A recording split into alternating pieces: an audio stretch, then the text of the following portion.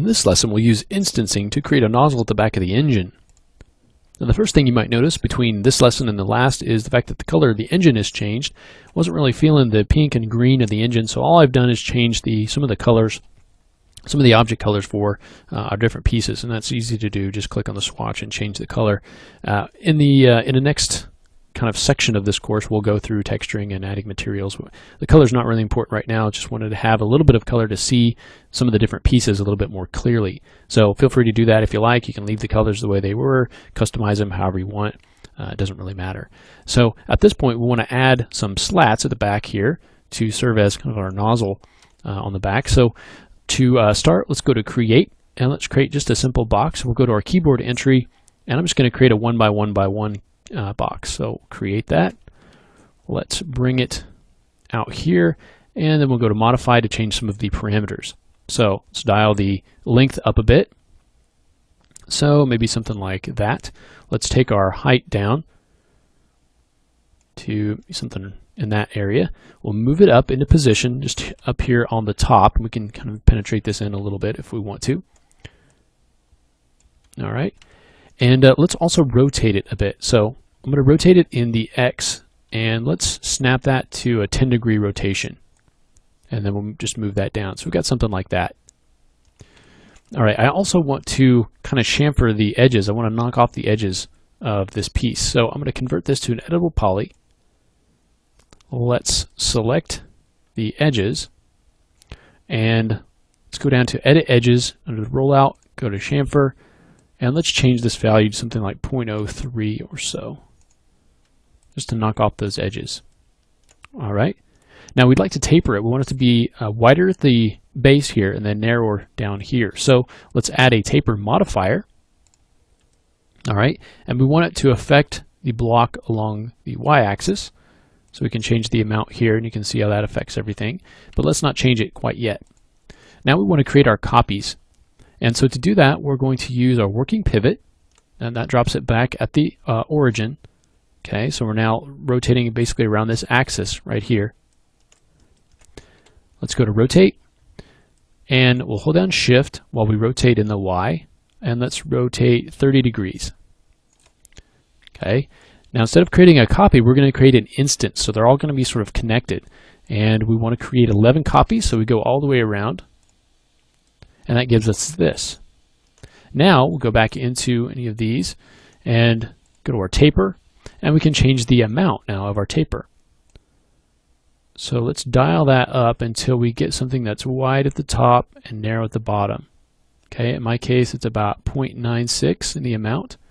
You can play around with the limiting the effect as well. You can limit it on one side or the other depending on the length. Mine were about, I think, 9 units long, and about 0.27, I believe, was the size. Okay, but you can see how we can really quickly build those up, and the taper allows us to get the spacing just right. So we've got a good number, we're able to drop those in, and then we can use the taper to match up the top and the bottom as far as the spacing goes for those. Let's also add a cone inside there. All right, so let's take a look at our object types. We've got standard primitives here, and there is actually a primitive that is a cone. So we'll go ahead and grab the cone, and let's just add some values in here and create that cone, and then we'll bring it in and modify it. Okay, let's grab it, bring it in here. Let me grab that other guy. Looks like we got a duplicate. There we go. So I want to make sure I turn our working pivot off. So here's our cone, which doesn't look like a cone, much like a cone right now. That's because we've just dropped in numbers for the two different radius amounts. So if we take the radius, you can see here down, you can see that starts to give us our cone, or we take this radius down, it can get our cone that way. Let's go ahead and rotate this, and I'm just going to rotate it 90 degrees. Let's change the height, okay, and we can drop the base kind of in here where we want it. And if we go to our side or top views, we can look and just drop this in back at the back. Okay, and then change our height. So we can make that height a bit longer. Okay, we can change our radius at the base so it's a bit bigger. Okay, we just want it to extend out from the back of the engine. And we can modify some of those parameters. Want to give it a little bit bigger base there. Maybe make it not quite come out so far. If you don't want it to come to an exact point, you can increase that radius if you want something like that.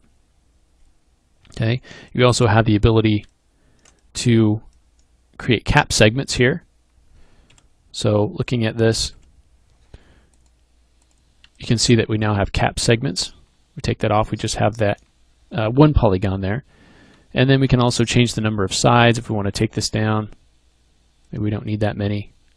Okay, so a lot of parameters here that you can play with on the cone.